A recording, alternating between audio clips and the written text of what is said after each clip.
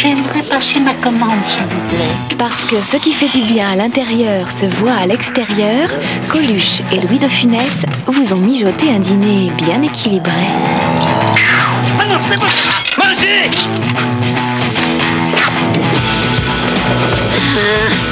Le beau froid. Vous n'avez pas terminé votre dîner. Une petite friandise pour digérer. Regardez comme c'est bon. Oh non, plus tard. Avec l'aile ou la cuisse, Claude Zidi va vous gâter. Goûte. Ah non, goûte. Bon, faudrait voir à la finir son assiette mardi soir sur France 2.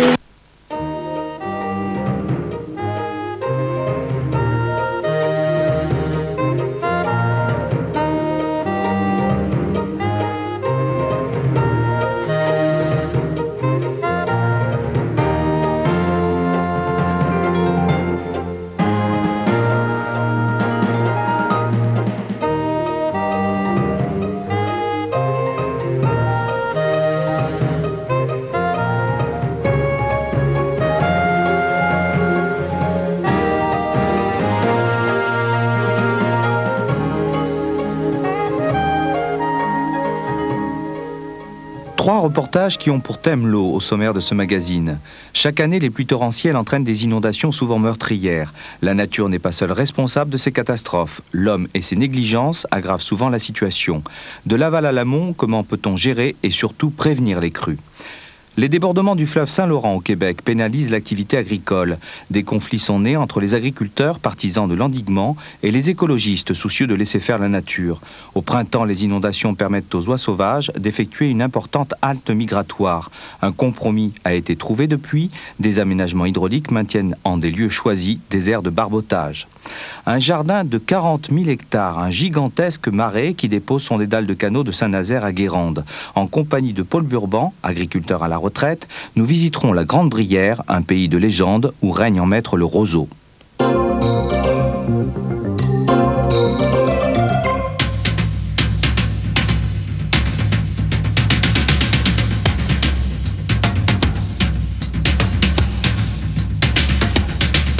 De l'eau, de la boue, des arbres. Le scénario catastrophe est connu et se répète chaque année. Vaison-la-Romaine, Nîmes, la Camargue. La liste est longue et il en fut toujours ainsi. On voudrait que cela cesse. L'homme devrait enfin pouvoir dicter sa loi à la rivière.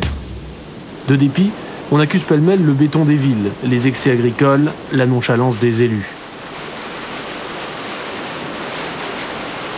1992, révolté par les morts de Vaison-la-Romaine, chacun demande des comptes et les parlementaires publient un rapport d'enquête. Leur conclusion, les responsabilités sont partagées.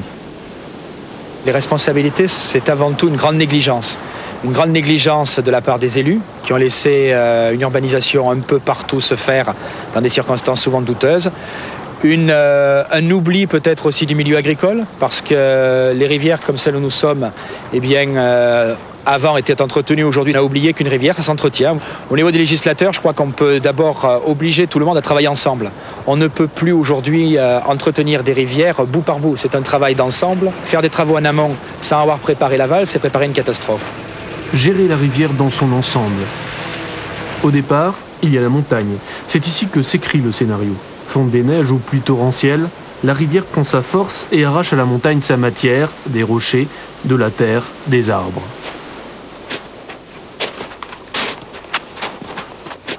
Guy Chanéac vient ici régulièrement surveiller le torrent. Il gère le risque et tente d'imposer sa loi. Le but, c'est de créer des points durs sur tout le torrent, de façon à stabiliser le cours d'eau. Ça évite l'érosion, parce que ça évite au torrent d'affouiller, de se creuser, et d'affouiller les berges, et puis donc de descendre la terre au fur et à mesure. Ça diminue la force du torrent, la force d'arrachement du torrent, arrachement des matériaux, arrachement des arbres. Disons que la flotte, moins elle a de force, moins elle arrache, quoi. Les dégâts en bas sont dus à ces terres, à tout ce qui est charrié par les torrents, et qui se retrouvent inéluctablement dans les plaines.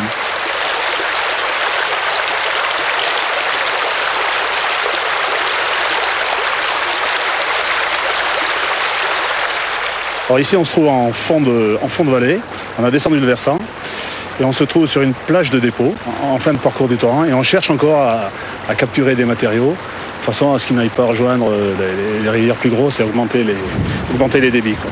Et l'eau suit son cours avec cette volonté d'emporter ce qu'elle trouve sur son passage. Toute berge peu ou mal entretenue rejoint le flot pour le rendre plus menaçant.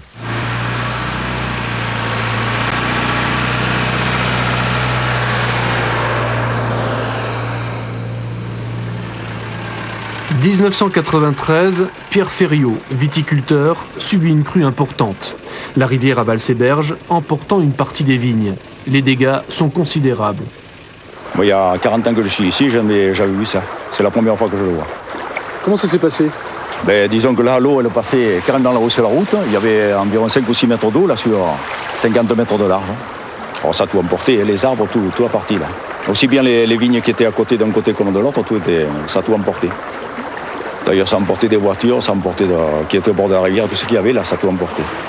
Puis en plus de ça, disons que les rivières étaient peut-être pas trop bien entretenues, il faut le reconnaître aussi. Étant donné qu'il n'y avait pas d'intempéries, on n'y pensait plus, quoi. Puis quand ça arrive, ça emporte tout. La leçon est douloureuse, mais efficace. Depuis, en propriétaire avisé, Pierre Ferriot vient régulièrement entretenir les berges longeant ces terres. Depuis qu'elle est entretenue, regardez là, même s'il venait beaucoup d'eau, la rivière est passée dans la rivière au lieu de déborder sur les côtés. Parce que là, à l'époque, le sol était beaucoup plus haut? Ah oui, il était plus haut. Puis la rivière était moins large. Il y avait des arbres, alors les arbres, automatiquement, l'eau les a couchés, et ça s'est couché dans la rivière. Ça fait des barrages, puis après ça a emporté plus loin, quoi. Un entretien du domaine privé, mais pour le bien de tous. Des travaux très coûteux que les propriétaires n'ont pas souvent les moyens de supporter seuls. C'est plusieurs centaines de milliers de francs, par moment plusieurs millions de francs de travaux d'entretien.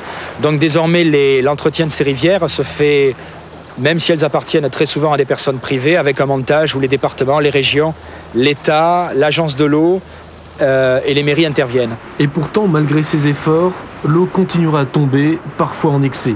Il faudra donc l'évacuer. Alors dans l'urgence, on endiguera la rivière, on canalisera l'eau pour la rejeter plus loin.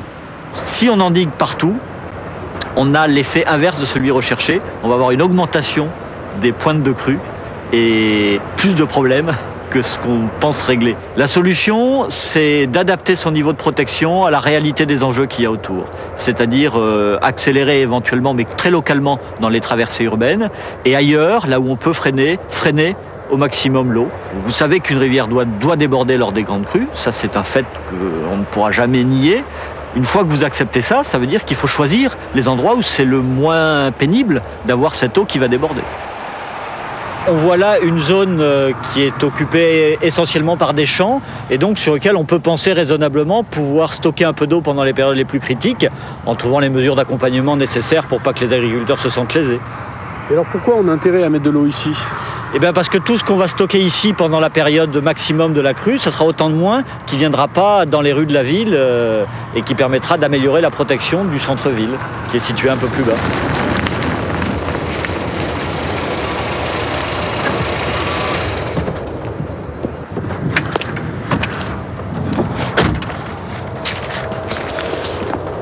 Voilà.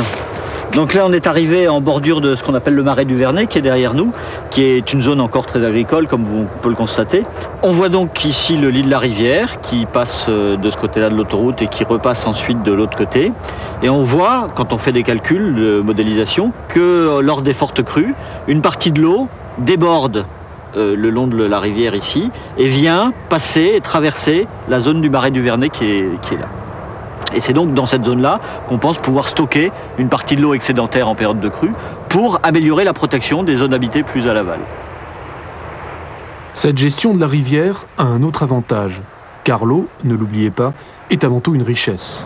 Si vous l'évacuez trop vite en période de crue, vous en manquerez l'été suivant. Quant aux catastrophes, un peu de bon sens et des moyens financiers suffiront le plus souvent à les éviter et la rivière redeviendra alors un long fleuve tranquille.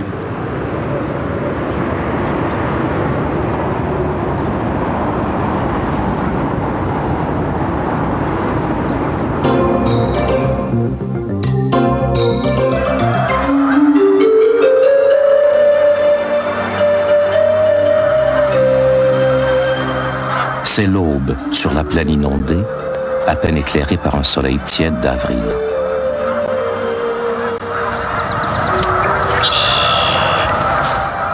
Dans l'air humide, une rumeur persistante, des jacasseries feutrées, des froissements d'ailes.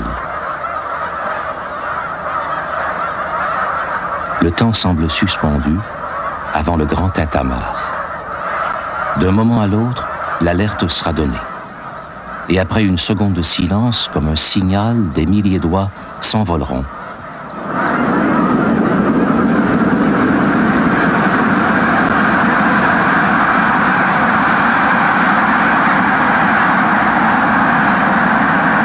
Une nuée assourdissante dans le ciel du village encore endormi.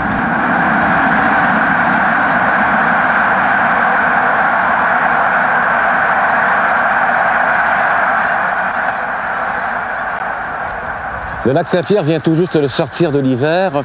La plaine inondable qui l'entoure n'est pas encore praticable pour l'agriculture, mais déjà les oies s'y retrouvent en grand nombre. Elles refont ici pendant 2 à 3 semaines les forces nécessaires pour la deuxième partie de la migration vers le nord. Cette plaine inondable, cette riche plaine d'alluvions est devenue en quelques années à peine la plus importante halte migratoire printanière pour la sauvagerie dans l'Amérique du Nord.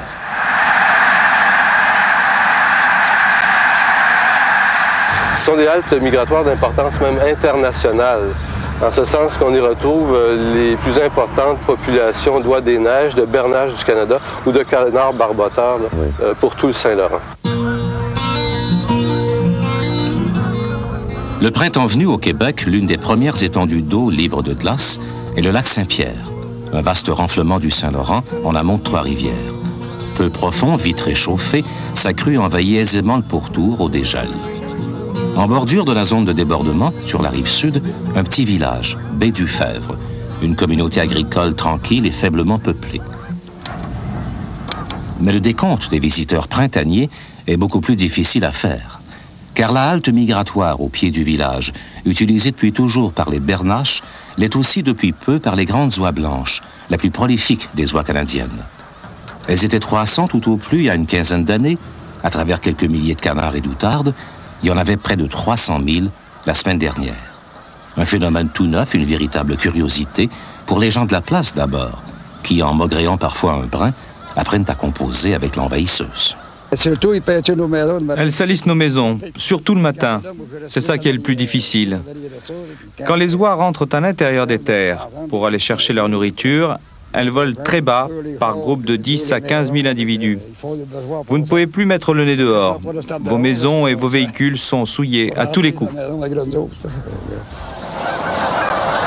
De toutes les oies, la blanche est celle qui effectue la plus longue migration. Des milliers de kilomètres coupés par une seule pause à mi-trajet. Une halte d'importance capitale avant l'envol en large groupe vers les lacs encore gelés du Grand Nord. Un parcours réglé à l'heure près, un éblouissant synchronisme rarement déjoué. Alors, les oiseaux ont passé l'hiver sur la côte atlantique, Caroline, Virginie. Ils sont en déplacement vers le nord pour la nidification, puis ils doivent s'arrêter. En migration printanière, ils doivent s'arrêter pour refaire le plein d'énergie et puiser des protéines qui vont permettre aux femelles de développer des œufs et puiser l'énergie qui est essentielle là, à la poursuite du vol migratoire. Repos et ripaille, nuit et jour, voilà l'agenda de nos oies pour les prochaines semaines. La nuit, elles se rassemblent dans la sécurité des champs inondés. Le jour, la plupart s'envolent vers les hautes terres de l'intérieur. Elles vont y récolter les miettes abandonnées lors des moissons de céréales de l'automne précédent. Des expéditions parfois lointaines, des allers-retours de plus de 100 km sont fréquents. Malgré cette dépense d'énergie, on observe des gains rapides de poids de 25 à 40%. Cette superbe halte migratoire, ce joyau du patrimoine faunique, a bien failli être détruit, ou en tout cas considérablement réduit, il y a une dizaine d'années. C'était au plus fort de l'affrontement entre agriculteurs et conservationnistes. À ce moment-là, les producteurs de maïs de la région surtout caressaient le projet d'un vaste réseau de digues qui aurait très tôt en saison complètement asséché la plaine de débordement. Depuis, on a oublié les anciens conflits d'utilisation, tant chacun est occupé à compter la manne de la